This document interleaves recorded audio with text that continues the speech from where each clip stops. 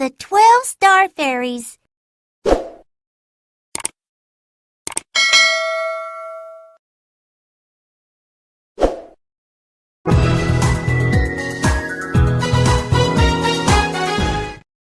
Overview of Changdeokgung Palace. Human beings sometimes want a little baggy room for complacency rather than a too tight routine of the daily life, so they go on a trip to enjoy a relaxed life. The kings of Joseon, who lived the hardest life in that era, they also wanted to have a room for relaxing their lives. It resulted in Changdeokgung Palace.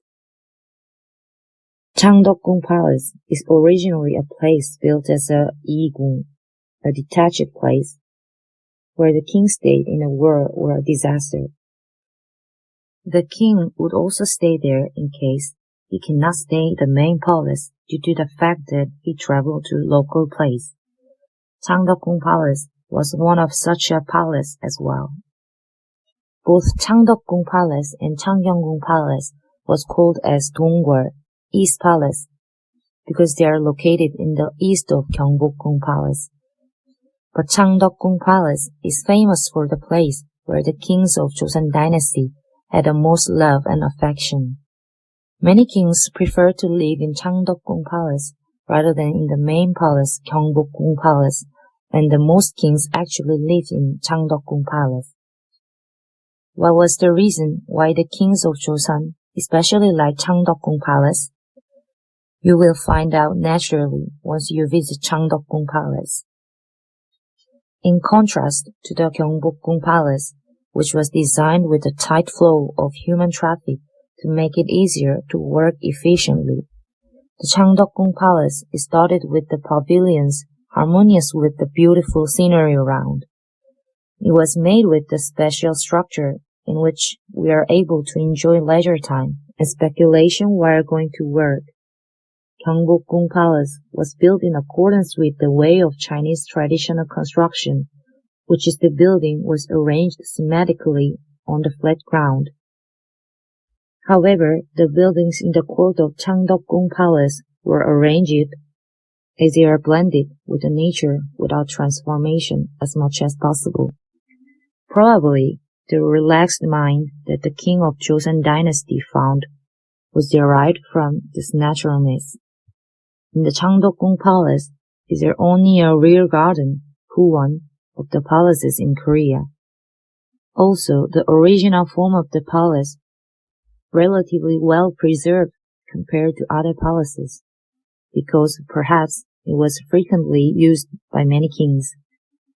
For this reason, it was inscribed as a UNESCO World Heritage in Korea in 1997. Although the Changdeokgung Palace has been loved by people so much, but the history of joy and sorrows is still alive in it. In the beginning, Changdeokgung Palace was built by the King Taejong, who did not want it to go back to the Gyeongbokgung Palace, where the fragrance of the blood of his brothers remained.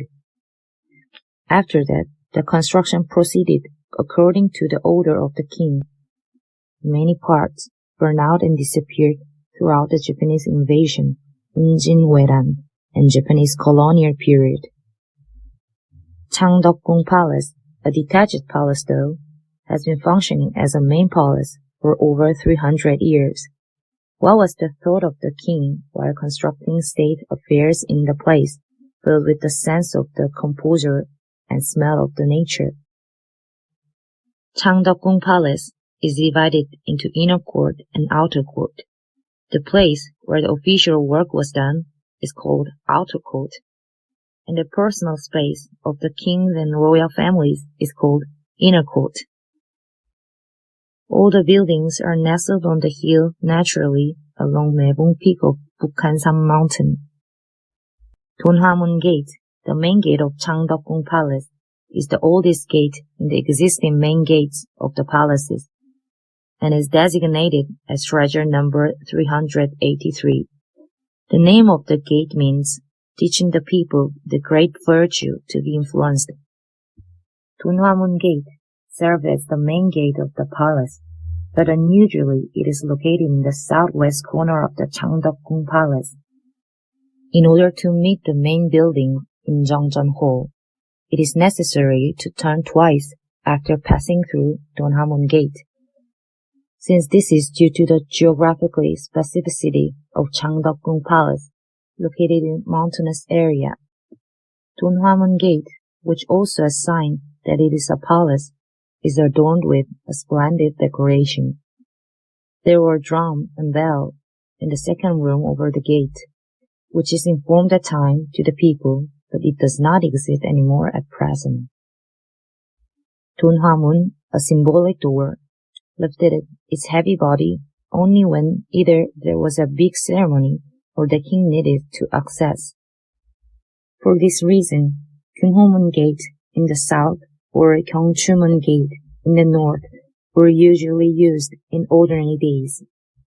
There is a semicircular stone bridge on the Kumchan stream, which means looking for the state affairs with a clear and right mind. There is a Kumchan Bridge registered treasure number 1762, which is the oldest stone bridge in the court of the existing palaces.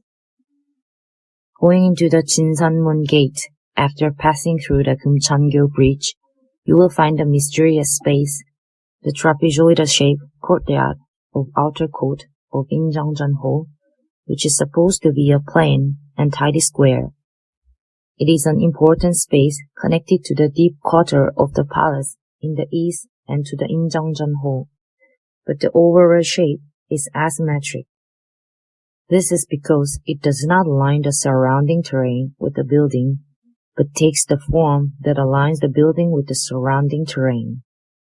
On the north part of the trapezoidal yard is their Injeongmun Gate, a benevolent gate.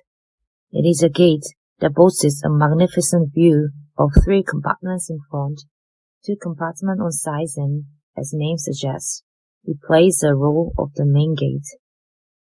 The crown prince was ascended to the throne on the 6th day of the king passed away. The enthronements of the kings, such as Yeonsan-gun, Hyojong, Hyunjong, Sukjong, Yeongjo, Sunjo, Cheoljong, Gojong, were conducted here in the court of the Injeongmun Gate. How was the mind of the crown prince who left their father at the front of the Injeongjeon Gate and took heavy responsibility?